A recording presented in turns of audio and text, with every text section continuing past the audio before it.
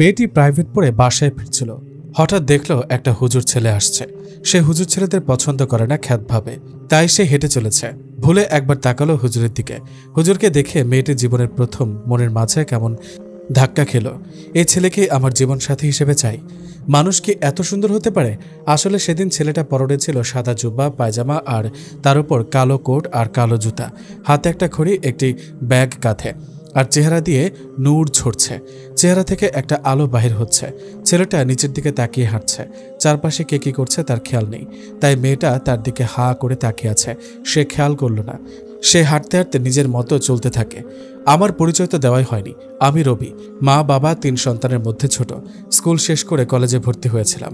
কলেজের পরিবেশটা ভালো লাগলো না, তাই মাদ্রাসায় ভর্তি হয়েছি। আসলে আজকাল তো ছেলেমেয়েরা কলেজে লেখাপড়া করতে যায় না, সারাদিন লেখাপড়া বাদ দিয়ে আড্ডা দিয়ে বেড়ায়, প্রেম করে বেড়ায়, ক্লাস করে না। এসব আমাকে খুব প্রভাবিত করে, তাই আমি কলেজ জীবনকে বিদায় জানাই আর মাদ্রাসায় পড়ি। আর মেয়েটার কথা বলছিলাম, ওর নাম হলো শুভা। বাবা মায়ের একমাত্র সন্তান, এবার ক্লাস 9-এ পড়ে। এবার গল্পে ফিরে আসি। ছেলেটা নিচের দিকে তাকিয়ে হেঁটে যাচ্ছে আর শুভা এক দৃষ্টিতে তাকিয়ে আছে। হঠাৎ করে মোটরসাইকেলের হর্নে ধ্যান ভাঙল শুভার। তখন দেখে ছেলেটা অনেক এগিয়ে গেছে, তাই সে ছেলের পিছু করতে লাগলো।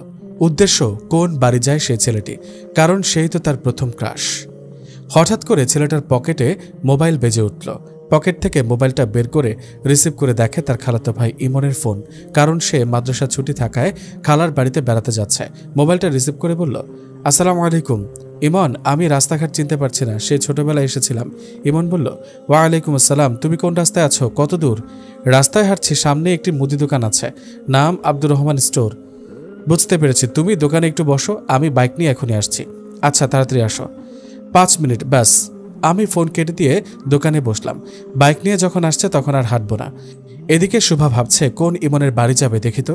শুভা দোকানে গেলে মিথ্যা বাহানায় দোকানে গিয়ে দোকানদারকে জিজ্ঞেস করছে এটা আছে নাকি ওইটা আছে নাকি, আর লক্ষ্য রবির দিকে। এদিকে রবি নিচের দিকে তাকিয়ে দোকানের বেঞ্চে বসে আছে।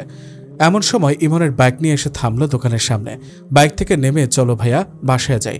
কিন্তু ইমনকে দেখে মহা খুশি শুভা, কারণ ইমন শুভার চাচাতো ভাই। তাই শুভা বলে উঠল, শুভা, ইমন তুই এখানে? ইমন বলল, আরে শুভা তুই এখানে? আমি তো খেয়ালই করিনি। শুভা বলল, চোখের ভ্রু কুচকে খেয়াল করবি কেমনে? তুই তো অন্য কাউকে নিয়ে ব্যস্ত। এটাকে? এটা আমার খালাতো ভাই। আর তুই প্রাইভেট বাদ দিয়ে দোকানে কেন? আর এত খুশি খুশি লাগছে, ব্যাপার কি? শুভা ভাবল, ওরা তো বাইকে করে বাসা যাবে, যে করেই হোক আমিও ওদের সাথে যাব। ইমন বলল, আরে কি ভাবিস? শুভা বলল, আরে কিছু না, মাথায় খুব ব্যথা করছে। ভালো হলো তুই আসছিস, চল তোর বাইকে করে বাসা যাব। মাথা ব্যথায় হাঁটতে পারছি না। ডাহা মিথ্যা কথা বলল। ইমন বলল, পাগল নাকি? আমার সাথে আমার ভাই আছে, ওকে নিয়ে যেতে হবে, আমি তোকে নিয়ে যেতে পারবো না। শুভা বলল, ইমন আমি হেঁটে যেতে পারছি না, তুই বুঝতে পারছিস না? রাগী গলায় বলল। ইমন বলল, তাতে আমার কি? রবি বলল, ইমন বাদ দে, আমি ড্রাইভ করছি, তোরা বসে পড়। শুভা বলল, ধুর। ইমন বলল, ধুর বলছিস কেন? জানিস ও কলেজে ড্রাইভ চ্যাম্পিয়ন ছিল, এর জন্য বহু পুরস্কারও পেয়েছে। ওর আগে যায় এমন কোনো ড্রাইভার এখনো জন্ম নেয়নি। পাম ভালোই দিল। শুভা ভাবছে আমি চাইলাম একটু ওর পাশে বসবো। ওরা দুজন কথা বলতে বলতে আমি ইমনের হাত থেকে চাবি নিয়ে বাইক স্টার্ট দিলাম। গাড়ির শব্দে শুভার ধ্যান ভাঙল। আমি বললাম, শুভা বলল, এবার কথা বন্ধ করে কি যাওয়া যাবে? আমি ভাবলাম মেয়েটা অসুস্থ, তাও আবার ইমনের চাচাতো বোন, না নিয়ে গেলে কেমন হয়। এর মাঝে ইমন বাইকে উঠল, শুভা তার পেছনে। ইমন বলল, চল এবার। আমি আস্তে আস্তে চালাচ্ছি, গতি 25-30। শুভা, গরুর গাড়ির মতো বাইক চালালে বুঝে চ্যাম্পিয়ন হওয়া যায়? ইমন বলল, মানে? বাইকের স্পিড দেখে বুঝছিস না? ইমন বলল, একটু স্পিড বাড়াতো ভাই। আমি বললাম, আরে আমি এখানে কোনো চ্যাম্পিয়ন হতে আসি নাই, আর আমি এসব অনেক আগে ছেড়ে দিয়েছি। প্লিজ ভাইয়া, শেষবারের মতো আমার জন্য ছোট ভাইয়ের একটা অনুরোধ রাখবি না? আমি বললাম, ইমন বাড়ি যেতে আর কয় মিনিট লাগবে? ইমন বলল, এই 5 থেকে 7 মিনিট। আচ্ছা তুই বল, এই 5-7 মিনিটের জন্য গতি বাড়িয়ে কি লাভ? আর পেছনে একটা মেয়ে আছে। শুভা বলল, এই মিস্টার, আমাকে কিছু বলছেন? আমি একদম অন্য মেয়েদের মতো ভয় পাই না। ভয় মনে হয় আপনি পাচ্ছেন। ইমন বলল, প্লিজ ভাইয়া, আমার জন্য তুমি যতদূর ইচ্ছে চলো, বাধা নেই। না হলে আমি বাড়ির ঠিকানা বলবো না। দেখি তুমি কোন বাড়ির সামনে বাইক দাঁড় করাও। আমি কথা না বলে বাইক রাস্তার পাশে দাঁড় করালাম আর ওদের বাইক থেকে নামতে বললাম। আমি নামলাম, আমার ব্যাগ থেকে একটা সাদা হাজি রুমাল বের করলাম। রুমালটা মাথায় পেঁচালাম যাতে বাতাস না লাগে। তারপর একটা সানগ্লাস চোখে নিলাম। ইমন হা করে কাণ্ড দেখছে, আর শুভা আমার দিকে অপলক দৃষ্টিতে তাকিয়ে আছে আর ভাবছে ছেলেটা এত সুন্দর কেন, আর ভাবছে রুমাল আর সানগ্লাস শতগুণ সৌন্দর্য বাড়িয়ে দিচ্ছে। আমি এবার বাইকে উঠলাম। বললাম এবার ওঠেন। উঠে বাইকে ফুল স্পিডে টান দিলাম। বাকিটা ইতিহাস। বাইকে ওঠার পর গতি মাত্র 70 থেকে 75 উঠেছে। এমন সময় খালাদের বাসার সামনে এসে থেমে গেলাম, কারণ ছোটবেলায় এসেছিলাম, বাড়ির কথা তেমন একটা মনে নেই, কিন্তু বাড়ির সামনে রাস্তায় ছোট্ট একটা কালভার্ট ছিল, সেটা ভালোভাবে মনে আছে। তাই কালভার্টের উপরে এসে বাইক থামিয়ে দিলাম। বললাম বাড়ি চিনাতে হবে না, আমি চিনতে পারছি, এবার নামেন। উপায় না পেয়ে নেমে গেল। বাড়ির সামনে গিয়ে কলিং বেল দিতে খালামণি দরজা খুলে দিল। আসসালামু আলাইকুম খালামণি, কেমন আছেন? ওয়ালাইকুম আসসালাম, ভালো বাবা, তুমি কেমন আছো? আলহামদুলিল্লাহ ভালো। চলো আগে ভেতরে চলো। আরে শুভা, তুই এখানে আয়, ভেতরে আয়। শুভা এতক্ষণ আমাদের পেছনে দাঁড়িয়েছিল, আমাদের কথা শুনছে। শুভা বলল, থাক, তুমি তোমার ছেলেকে আদর করো, আমি গেলাম, পরে আসবো। ইমন বলল, আম্মু এভাবে দাঁড়িয়ে থাকবা? ভেতরে চলো ভাইয়া, চলো। ভেতরে যাবার পর ইমন বলল, ভাইয়া তুমি আমার সাথে আমার রুমে থাকবে, অনেকদিন পর ভাইকে পেলাম, রাত ভরে গল্প করব। খালামণি বলল, আচ্ছা থাকবে, এবার রুমে নিয়ে যা ছেলেটাকে। বাবা যাও, ফ্রেশ হয়ে আসো, কিছু খেয়ে নাও। কত দূর থেকে আসছো? আসলে ছোটবেলা থেকে খালামণি আমাকে খুব ভালোবাসে, কিন্তু আমার তেমন আশা হতো না, কিন্তু খালামণি আমাদের বাসায় কিছুদিন পর পর যেতেন। আমি বললাম, খালামণি একটু পর আসরের আজান হবে, আমি ফ্রেশ হয়ে এসে নামাজ আদায় করে আসি, তারপর খাবো। আচ্ছা। রুমে গিয়ে ব্যাগ রেখে ওয়াশরুমে গিয়ে ফ্রেশ হয়ে আসলাম। এসে দেখি ইমন রুমে নেই, বাইরের সোফায় বসে আছে। আমি বললাম, চল ইমন, নামাজে যাব। ভাইয়া তুমি যাও, আমি যাব না। তোকে একটা কথা বলি, তুই যদি আমার সাথে 5 ওয়াক্ত নামাজে না যাস, আমি এক্ষুনি বাড়ি ছেড়ে চলে যাব। খালামণি কিচেন থেকে আমাদের এখানে আসলো। খালামণি বলল, কি রে ইমন, তোর বুদ্ধিশুদ্ধি আছে? ছেলেটা এতদিন পর আসলো, এলাকা চিনে না, এলাকার কাউকে চিনে না, ওকে একা একা যেতে বলছিস? ইমন বলল, আমি যেতে পারি, আমি মসজিদের বাইরে দাঁড়িয়ে থাকবো, নামাজ পড়বো না। আমি বললাম, সমস্যা কি তোর নামাজ পড়তে? ভাই কাপড় ঠিক নাই। তাই চল আমার সাথে। রুমে নিয়ে গিয়ে ব্যাগ থেকে একটা জুব্বা পায়জামা বের করে বললাম, নে এবার পরে নে।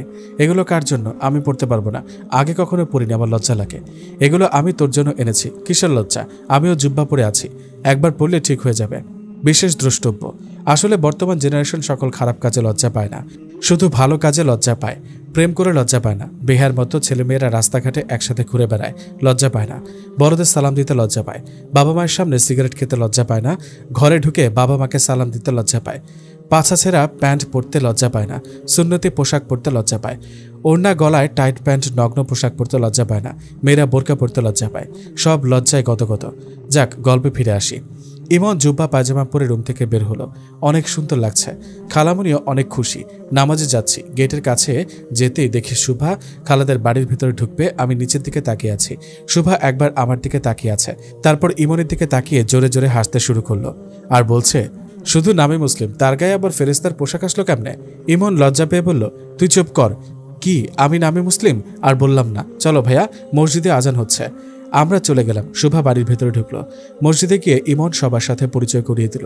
আসলে আমার খালুদের বড় বংশ, অনেক আত্মীয়, সবার সাথে পরিচিত হয়ে ভালো লাগছে। নামাজ শেষ করে এলাকাটা একটু ঘুরে দেখছি। সন্ধ্যা হয়ে গেল। মাগরিবের নামাজ আদায় করে বাসায় গেলাম।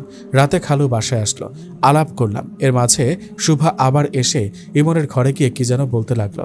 আমি খালুর সাথে কথা বলছি। আবার কিছুক্ষণ পর শুভা হাসতে হাসতে চলে গেল, কারণ ওদের পাশের বাসা, তাই ঘন ঘন আসা। তারপর ঈশার নামাজ পড়ে এসে সবাই একসাথে খাওয়া দাওয়া করলাম। রুমে গেলাম, ইমন পড়তে বসলো। এইবার এসএসসি পরীক্ষা দেবে।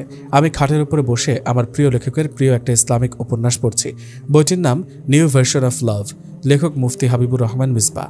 সবাই বইটা পড়বেন, আমার মতো আপনাদেরও ভালো লাগবে এবং অনেক উপকার হবে। হঠাৎ করে ইমন বলল, ভাইয়া তুই তো ভালো ছাত্র ছিলি, ভালো একটা কলেজে চান্স পেয়েছিলি, তাহলে কলেজে লেখাপড়াটা ছাড়লি কেন?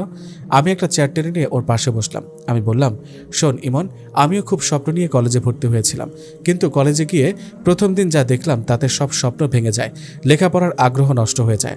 কি দেখেছিলা? তাই তো বললে না। শোন তাহলে, কি কারণে কলেজ ছাড়লি বল। শোন, আমি প্রথম দিন কলেজে গিয়ে দেখলাম ছাত্রছাত্রী বই ছেড়ে প্রেম নিয়ে ব্যস্ত, কোথায় লেখাপড়ার নাম নেই, সব জায়গায় দলাদলি, হানাহানি। আমি বুঝতে পারলাম না এদের ভবিষ্যৎ কি, এরা কি একটুও চিন্তা করে না? ভাবতে ভাবতে ক্লাসরুমে গেলাম। রুমে ঢুকেই দেখি ক্লাসের সময় শিক্ষকদের খবর নাই। ক্লাসরুমে ছাত্রছাত্রী সব প্রেম করতে ব্যস্ত। এই শিক্ষা কি একটা ছাত্রকে মানুষ বানাতে পারে? এমন সময় একটা ছেলে একটা মেয়েকে ক্লাসরুমে কিস করে বসলো। আমি আর বসে থাকতে পারলাম না, হাঁটা ধরলাম প্রধান শিক্ষকের রুমের দিকে। দেখি স্যার বসে বসে কি যেন পড়ছে। আমি may I come in sir? Yes yes, আসো। তুমি তো এবার নতুন ভর্তি হলে, বলো কি জন্য এসেছ? স্যার, যদিও আমি একটু দেরিতে ভর্তি হয়েছি, ক্লাস শুরু হয়েছে 2 মাস আগে, এখন ক্লাস টাইমে স্যার নাই, ছাত্রছাত্রী সবাই ঘোরাঘুরি করে বেড়াচ্ছে। আসলে রেজাল্ট ভালো করলেও কোনো কলেজে ভর্তি হব এই নিয়ে গোলমাল করতে করতে আমার 2 মাস কেটে যায়, তাই এত পরে ভর্তি হওয়া। স্যার বলল, আসলে আমাদের শিক্ষকের স্বল্পতার কারণে এমনটা হচ্ছে, আর ছাত্রছাত্রীদের কোনো দোষ নেই, দোষ হলো ওদের বয়সের। এই বয়সে এমন একটু আধটু হয়, তুমিও করো, যদিও তুমি হুজুর টাইপের। একটু ঘুরিয়ে বলল। আমি বললাম, ভালো বলেছেন, মনে হয় না এখান থেকে আমার কোনো কিছু শেখার আছে, আমি তাহলে আসি বলে রুম থেকে বাইরে চলে গেলাম। আর কলেজে যাইনি। তারপর মানুষ হওয়ার জন্য মাদ্রাসায় ভর্তি হলাম। ইমন বলল, তুই কখনো প্রেম করেছিস? না। কাউকে পছন্দ করিস? ইমনের কথা আমার কেমন কেমন যেন মনে হচ্ছে। শুভার কথা মনে পড়ল। ইমনের রুমে আসলো, কি যেন আলোচনা করলো, আবার আমার দিকে তাকিয়ে হাসতে হাসতে চলে গেল। আমি বললাম, ইমন, তুই কি কারো দালালি করছিস? সত্যি করে বলতো, তোর কথা রহস্য রহস্য গন্ধ পাচ্ছি। ইমন বলল, মনে মনে ঠিক পেয়ে গেল। আরে না ভাইয়া, এমনি জানতে চাইলাম, কোনো মতলব থাকলে তাড়াতাড়ি বল। ওর কান ধরে বললাম, তেমন কিছু না, কান টেনে ছিঁড়ে দেবো, সোজাসুজি বল। আস্তে ভাইয়া, কান ছাড়ো, লাগছে। আমি বলছি, বল। আসলে শুভা তোমাকে প্রথম দেখায় ভালোবেসে ফেলেছে। আমি বললাম, যা ভেবেছিলাম তাই হলো। ওকে বলবি এসব কথা যেন আর না আগায়, এসব পাপ, আমাকে ভুলে যেতে বলবি। বিয়ের আগে প্রেম ভালোবাসা সম্পূর্ণ হারাম। ইমন বলল, আচ্ছা বলে দিব, চলো শুয়ে পড়ি, চল। আমি মনে করেছিলাম সব ঠিক হয়ে যাবে, কিন্তু কিছুই ঠিক হলো না। পরের দিন ফজরের নামাজের পর এসে ঘুমিয়ে পড়লাম। একটু পর খালামণি ডাকলো, রবি, রবি, ওঠ বাবা, 9টা বেজে গেছে, খেয়ে নে। ফ্রেশ হয়ে খাবার টেবিলে গেলাম, দেখি ইমন বসে আছে। খালা খাবার দিল। খাওয়া শেষ করে ইমন বলল, চল ভাইয়া, বাইক নিয়ে ঘুরে আসি। তোর স্কুল বন্ধ, চল তাহলে বসে না থেকে ঘুরে আসি। খালামণি বলল, যাও ঘুরে আসো। বাইরে গিয়ে বাইক নিয়ে রাস্তায় বের হলাম। আমার রুমাল দিয়ে মুখটা পেঁচানো। বাইকের গতি 10 থেকে 15 কিলোমিটার। কত দূর যেতে হবে ইমন? ভাইয়া দাঁড়া, বাইকটা থামিয়ে। কি হলো? সামনের দিকে দেখ। কি? ওই দূরে দেখা যায় শুভা ও তার বান্ধবীরা দাঁড়িয়ে আছে। আজ তোকে নিজে সরাসরি প্রপোজ করবে। মানে তুই কি বলছিস? ভাই, তুই ফজর পড়ে এসে ঘুমিয়ে পড়লি, তখন শুভা এসে আমাকে একটা বিষয় নিয়ে ব্ল্যাকমেল করে সব কথা শুনে তোর সম্পর্কে, আর আমাকে ওয়াদা করায় আমি যেন তোকে এই রাস্তা দিয়ে সামনে বাজার পর্যন্ত নিয়ে যাই। আমি একটা কারণে রাজি হয়ে যাই, তোকে পরে সব বলবো। এখন তুই চল ভাই, না হলে আমি শেষ। আমার মাথা ঘুরছে। বলে কি? আমি মনে করেছিলাম সব ঠিক হয়ে যাবে, কিন্তু এখন কি করব? এদিকে শুভা ওর বান্ধবীদের বলেছে, তোরা তোদের দুলাভাইকে দেখতে চেয়েছিলি না? ওই দেখ, বাইক চালিয়ে আসছে, যে বাইকটা চালাচ্ছে ওটাই তোদের দুলাভাই। তোরা পুরো রাস্তা আটকে দাঁড়া, দেখি কোথা দিয়ে যায়, ফাঁকি দিয়ে। আমরা ওদের থেকে অনেক দূরে, শুধু দেখা যাচ্ছে। আমি ওদের রাস্তা আটকে দাঁড়ানো দেখে আরও চিন্তায় পড়ে গেলাম। ইমন এইদিকে অনুরোধ করছে বাজার পর্যন্ত যাওয়ার জন্য। হঠাৎ করে মাথায় একটা বুদ্ধি আসলো, সাপও মরবে, লাঠিও ভাঙবে না। আমি বললাম, ইমন, তুই না বললি বাইক রেসিং দেখবি? এবার চুপ করে বসে পড়। ইমন বলল, তুই কি করতে চাইছিস? চুপ করে বস। ও বাইকে উঠল। বাইক স্টার্ট দিলাম আর মনে মনে দোয়া করলাম, আল্লাহ, তুমি যদি ইউসুফ নবীকে জুলেখার তালা বন্ধ ঘর থেকে বের করতে পারো, আমাকে এই বেগানা নারীদের থেকে হেফাজত করো। আর আল্লাহর কাছে দোয়া করতে করতে সামনে এগিয়ে যাচ্ছি। বাইকটা হলো 180 সিসি, তাই মুহূর্তের মধ্যে গতি 98 থেকে 100। এদিকে শুভা ও তার বান্ধবীরা রাস্তা আটকে দাঁড়িয়ে আছে। তীব্র গতিতে এগিয়ে গেলাম ওদের দিকে। বাকিটা ইতিহাস। ওরা বাইকের গতি দেখে এক দৌড়ে রাস্তার সাইডে। আমি চোখের পলকে উধাও হয়ে গেলাম। শুভা বলল, এটা কি হলো? শুভার বান্ধবী বলল, দোস্ত, এটা বাইকের ড্রাইভার নাকি রকেটের? ভালোই হলো, মাঝে মাঝে রকেটে চড়তে পারবি। তোরা মজা করছিস আমার সাথে? আরে ছেলেটা তো মনে হলো হুজুর। শেষমেশ হুজুরের প্রেমের পাগল হলি? হুজুর হয়েছে তো কি হয়েছে, ওর সামনে গেলে বুঝতে পারবি আমি কেন ওর প্রেমের পাগল হলাম। আমি জানি হুজুর ছেলেরা প্রেম ভালোবাসা করে না, এগুলো পাপ। শুভা বলল, তুই কি এসব নেগেটিভ চিন্তাভাবনা ছাড়া আর কিছু ভাবতে পারিস না? আমার যে করে হোক ওকে চাই, জীবনের বিনিময় হলেও। এই দাঁড়া, এত পাগল হওয়া লাগবে না। সবাই মিলে প্ল্যান বের কর, কি করা যায়। চল বিকেলে সবাই মিলে ইমনদের বাসায় যাব, তারপর দেখি কি করা যায়। আচ্ছা, চলে আসবো, কোনো চিন্তা করিস না। দেখি আমার বান্ধবীর জন্য কি করা যায়। শুভা বলল, আচ্ছা বিকাল 5টায় আসরের নামাজের পরে চলে আসিস। আমি গেলাম। শুভার বান্ধবী বলল, আচ্ছা চলে আসবো, চিন্তা করিস না। এদিকে আমি আর ইমন বিভিন্ন এলাকা ঘুরে বেড়াচ্ছি। এমন সময় ফোনে রিংটোন বেজে উঠল। বাইক সাইডে করে পকেট থেকে ফোন বের করে দেখি খালামণি ফোন দিয়েছে। আসসালামু আলাইকুম খালামণি। ওয়ালাইকুম আসসালাম। বাবা তুমি কোথায়? এই তো একটু ঘুরে বেড়াচ্ছি। বাসায় আসো, সেই সকালে গেছো, 12টা বাজে। বাসায় আসো, আমি তোমার নানির বাড়িতে যাচ্ছি। তোমার খালু অফিস থেকে রাতে ফিরবেন। আচ্ছা খালামণি তুমি যাও, আমরা নামাজ পড়ে এসে খেয়ে নিব। আচ্ছা তাড়াতাড়ি চলে এসো। আচ্ছা খালামণি, চিন্তা করো না, জোরে নামাজ পড়ে চলে আসবো, ওকে?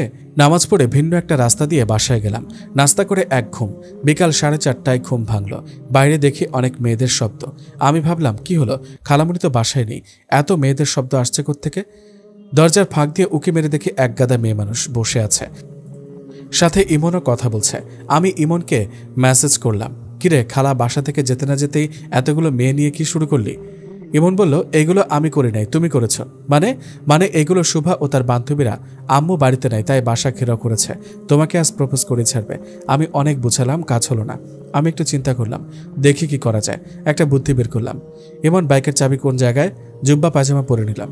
তুই কি ঘরের ভেতর দিয়ে বাইক চালাবি নাকি? চুপ, তুই কোনো কথা বলবি না, চুপ করে দেখ। চাবি কোথায় তাই বল। চাবি টেবিলের ওপর। তুই কোনো কথা বলবি না, দেখ শুধু আমি কি করি। এই কথা বলে মোবাইলে একটা ফেক কল অ্যাপস ডাউনলোড দিলাম। সব ঠিক করলাম। রুম থেকে বের হলাম, এগিয়ে যাচ্ছি। মেয়েগুলো কিছু বলার জন্য সোফা থেকে উঠবে। তখনই ফেক কল থেকে আমার মোবাইলে একটা কল চলে আসলো। আমি ফোন বের করে কথা বলতে লাগলাম। হ্যাঁ ভাই, চিন্তা করবেন, আমি এক্ষুনি চলে আসছি। তখন মোবাইলটা কানে রেখে ইমনকে বললাম, ভাই আমি একটু রাজশাহী যাচ্ছি, একজনের সাথে একটু মিটিং আছে, ফিরতে রাত হবে। আমি কথাটা বলে বাসা থেকে বের হয়ে বাইক নিয়ে সোজা টান। ইমন বুঝতে পেরেছে, কিন্তু মেয়েগুলোর মুখ মলিন হয়ে গেছে। ইমন হাসছে। শুভা বলল, এই ফালতু ছেলে, হাসছিস কেন? এটা আমার খালাতো ভাই, জিনিয়াস, ভেরি জিনিয়াস। সবাই টুপি পরিয়ে চলে গেল। শুভা দেখ, তুই তো সুন্দর কম না, এলাকার সব ছেলে তোর জন্য পাগল। তুই ওকে ভুলে গিয়ে অন্য কারোর সাথে প্রেম কর। আমি ওকে ভালোবাসি, আমি ওকে নিজের করবই, এই জীবনের বিনিময়ে হলেও। ইমন বলল, দেখ ও এরকম ছেলে না, ও জীবনে কারোর সাথে প্রেম করবে না, এ কারণে কলেজ ছেড়েছে, এগুলো সহ্য করতে পারে না। শুভা বলে, সেটা তোকে না ভাবলেও চলবে, ভালোবাসা কারে বলে আমি ওকে বুঝিয়ে দেব। সবাই যার যার বাড়ি চলে গেল। রাত 9টার দিকে বাসায় ফিরলাম। পরের দিন শুক্রবার সকালে ফজরের নামাজে মসজিদে গিয়ে দেখি ইমাম সাহেব আসেনি।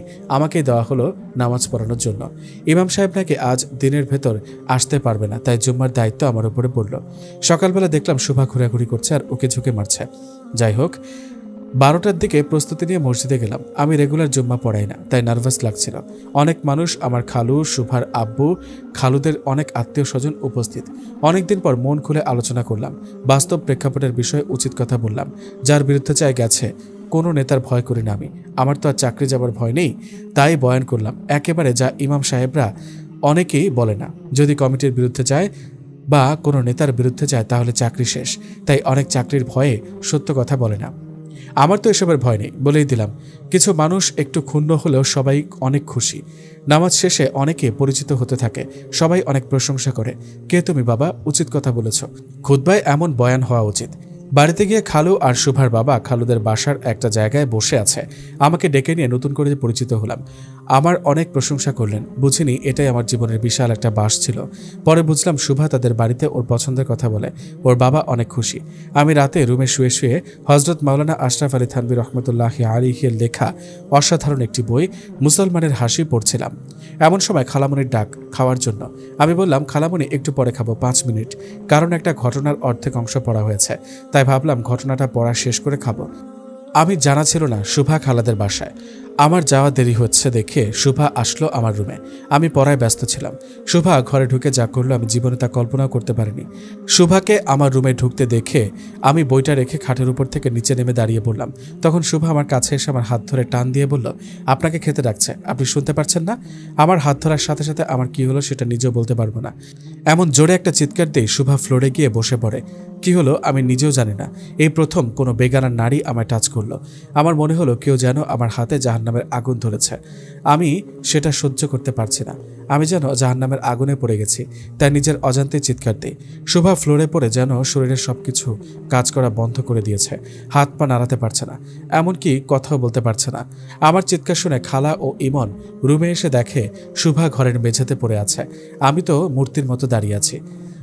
ওরা শুভাকে এসে ধরে রুম থেকে বের করে নিয়ে যায়, আর আমি এখনো মূর্তির মতো দাঁড়িয়ে আছি। দুনিয়াটা যেন ওলটপালট হয়ে গেছে। আমার মাথা ঘুরছে, মনে হয় পড়ে যাব। এমন সময় ইমন এসে আমাকে ধরে খাটে শুয়ে দেয়। আমার 2 চোখ দিয়ে বন্যার স্রোতের মতো পানি পড়ছে, আর মুখ দিয়ে শুধু একটা শব্দ বেরোচ্ছে, আমি জাহান্নাম দেখে ফেলেছি, আমায় জাহান্নামের আগুন ধরে ফেলেছে। ডাক্তার আসেন, আমাকে দেখে বলল ওর ব্রেনে চাপ পড়েছে এবং অনেক ভয় পেয়েছে। আমি ঘুমের ইনজেকশন দিয়ে যাচ্ছি। আজ রাতটা ঘুম পারলে সকালে ঠিক হয়ে যাবে, চিন্তা করবেন না। পরের দিন সকালে 11টার দিকে ঘুম ভাঙে। মাথাটা একটু ব্যথা করছিল। পাশে মোবাইলের স্ক্রিনের দিকে তাকিয়ে দেখি 11টা বাজে আর 7টা মিসড কল। ফোন হাতে নিয়ে দেখি আমাদের মাদ্রাসার অধ্যক্ষ মানে মুহতামিম সাহেব ফোন দিয়েছেন। আমার তখন মনে পড়লো আমার আজকে ছুটি শেষ, তাই ফোন দিয়েছেন। তাই তাড়াতাড়ি ফোন ব্যাক করলাম। ফোন ধরতেই বললাম, আসসালামু আলাইকুম হুজুর, কেমন আছেন? ওয়ালাইকুম আসসালাম, আলহামদুলিল্লাহ ভালো আছি বাবা, তুমি কেমন আছো? আর কোন জায়গায় আছো? হুজুর আলহামদুলিল্লাহ ভালো আছি, আমি খালার বাড়িতে আছি। তোমার নিশ্চয় মনে আছে 3 মাস পর তোমার ফাইনাল পরীক্ষা, তাই আজ ছুটি শেষ, কাল ক্লাস শুরু হবে, তুমি চলে এসো। আচ্ছা হুজুর, আমি এক্ষুনি বের হচ্ছি, চলে আসছি। আচ্ছা রাখি, সাবধানে এসো। আচ্ছা হুজুর, আল্লাহ হাফেজ।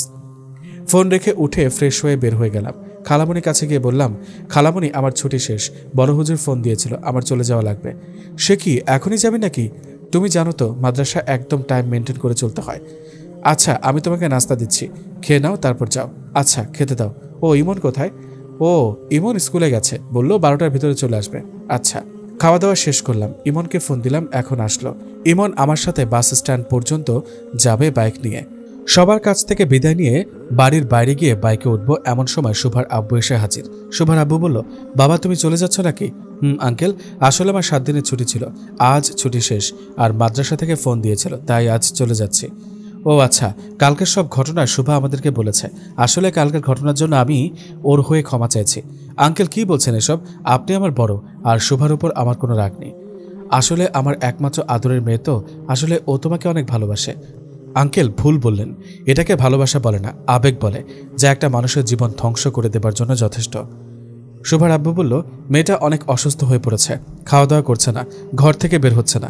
চিন্তা করবেন না, আবেগ তো কয়েকদিন পরে ঠিক হয়ে যাবে। ভয় হয় ও যে জেদি মেয়ে, কি না কি করে বসে। চিন্তা করবেন না, সব ঠিক হয়ে যাবে। আচ্ছা ঠিক আছে, যাও বাবা, এবার এসো, কিছু মনে করো না। আচ্ছা আঙ্কেল, দোয়া করবেন, আবার ছুটি পেলেই আবার বেরিয়ে যাব। তারপর বাইক স্টার্ট দিয়ে চলে গেলাম। রাতে মাদ্রাসায় পৌঁছালাম।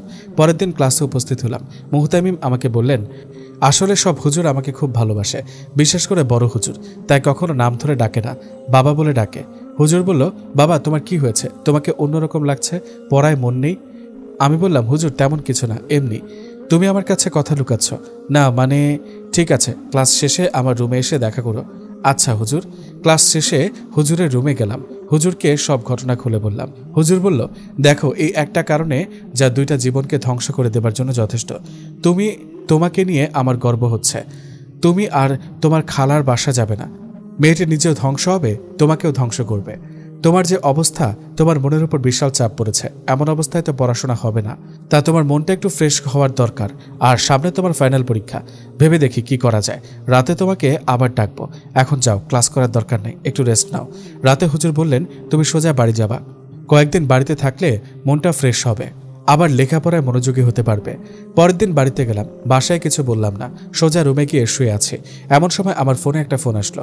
দেখলাম ইমনের নাম্বার। শোয়া থেকে উঠে ফোনটা রিসিভ করে ওর কথা শুনে আমি আর দাঁড়িয়ে থাকতে পারলাম না, বিছানায় বসে বললাম।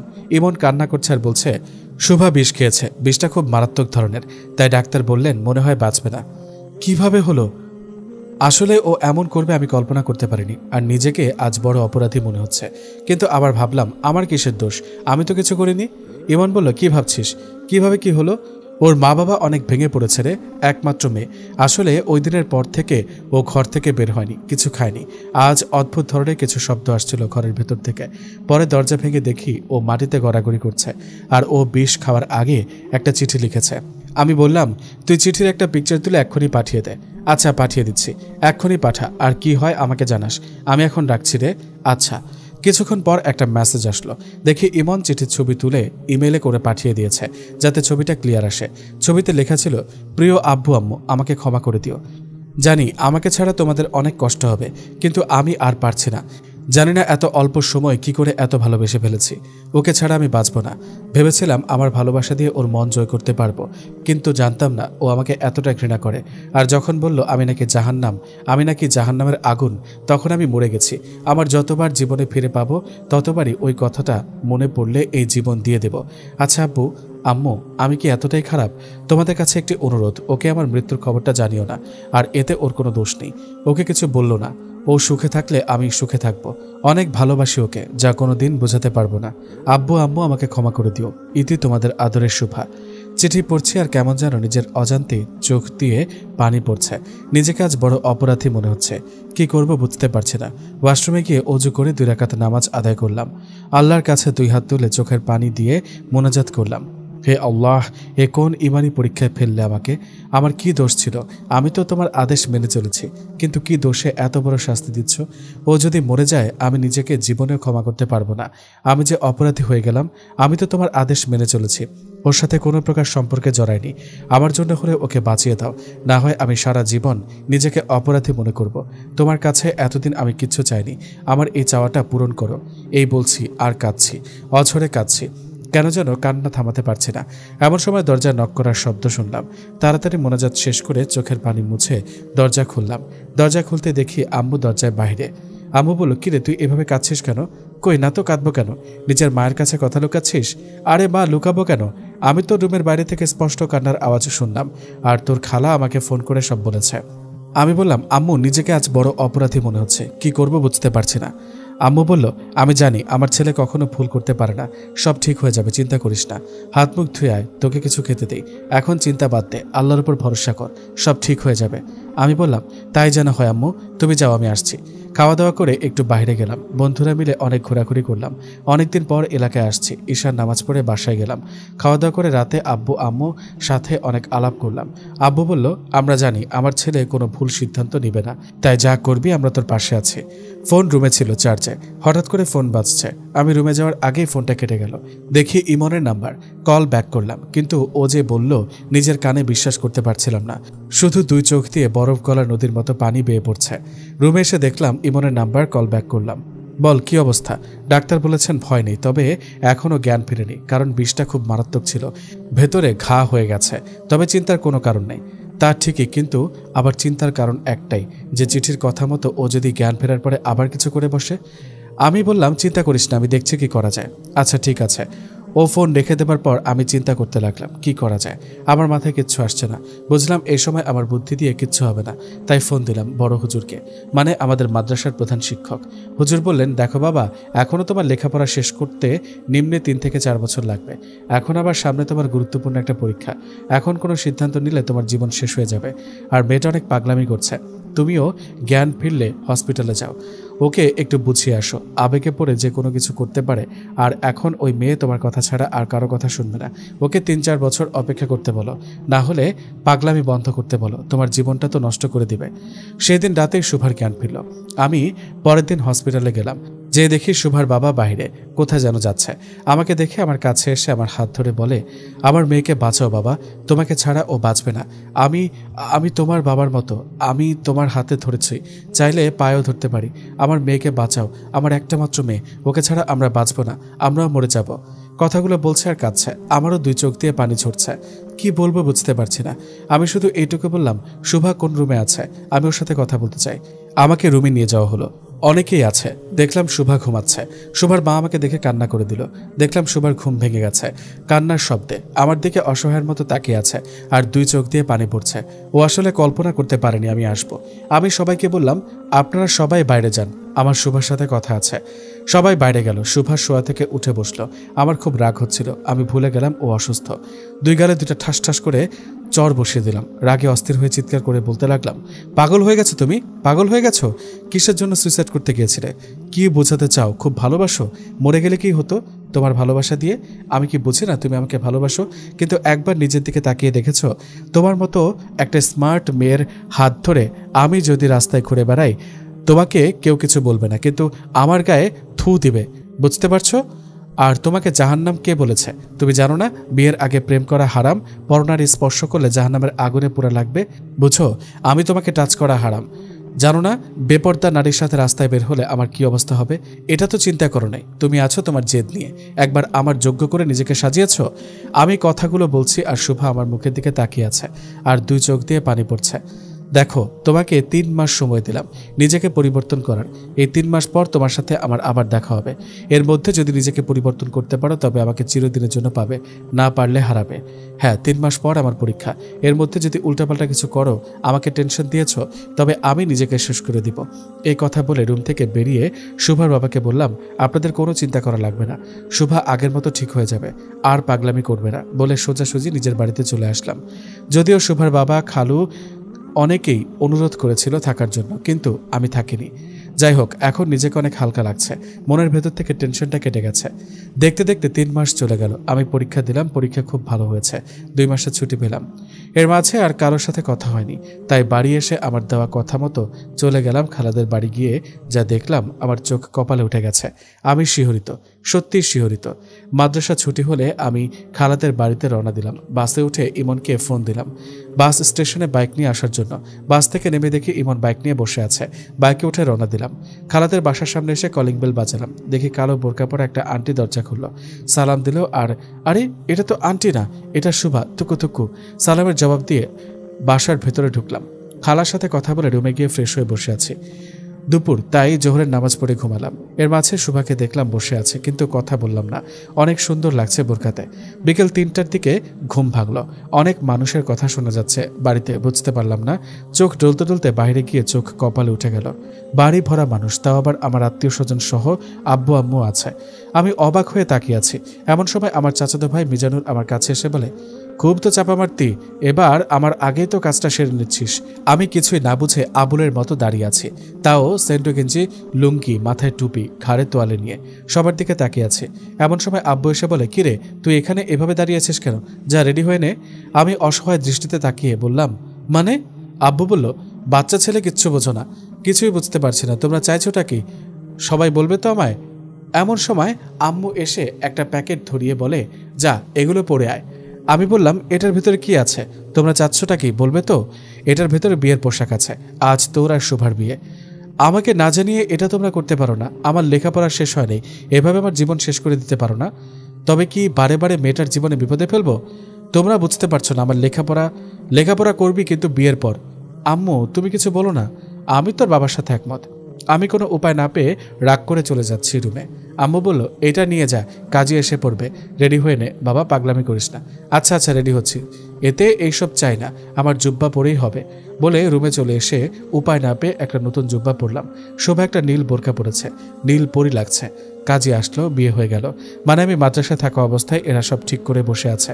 আমার পরীক্ষা বলে কিচ্ছু জানায়নি। আমার কাছে তো সব হুট করে হয়ে গেল। তাই আমি ছাদে গিয়ে দাঁড়িয়ে আছি আর ভাবছি কি থেকে কি হয়ে গেল। আমাকে এত ভালোবাসে মেয়েটা, অনেক সাধনার পর আমাকে পেয়েছে। ওকে আর কষ্ট দিব না, কারণ ও এখন থেকে আমার স্ত্রী।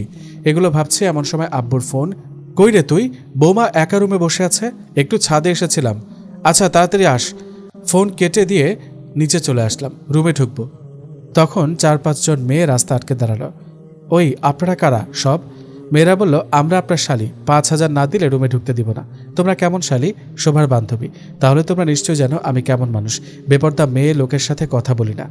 এমন সময় ইমন রুম থেকে বের হয়ে বলল, ওয়েট ব্রাদার, আমি আছি, আমি এইবার গেছি। দেখ ইমন, আমার কাছে 1টি টাকাও নেই। ব্রো, তা বললে তো চলবে না। আমি মিজানুরকে ফোন দিয়ে বললাম, আমার স্কুল ব্যাগে 1 বান্ডিল টাকা রাখা আছে, নিয়ে আয়। আমাকে রুমে ঢুকতে দিচ্ছে না। সবাই খুশি। একটু পর টাকা নিয়ে আসলো। আমি বললাম, দেখ এখানে 1 বান্ডিল টাকা আছে, তোদের দিব, কিন্তু এখন গুনে দেখতে পারবি না। দরজা খোল। দরজা খুলে দিল। আমি ভিতরে যাওয়ার সময় বান্ডিলটা হাতে ধরিয়ে দিলাম। আসলে আমি খালাদের বাড়ি আসার সময় বিকাশে 1000 টাকা তুলি, কিন্তু পরে দোকানদার দেখলো দোকানে ক্যাশ নেই। আসলে একটু আগে ডেলিভারি নিয়েছে, তাই আমাকে 5 টাকার নোটের 500 টাকার একটা বান্ডিল ধরিয়ে দেয়। কিন্তু সেটা যে এভাবে কাজে লাগবে ভাবিনি। যাক, সব ঝামেলা মিটিয়ে রুমে ঢুকলাম।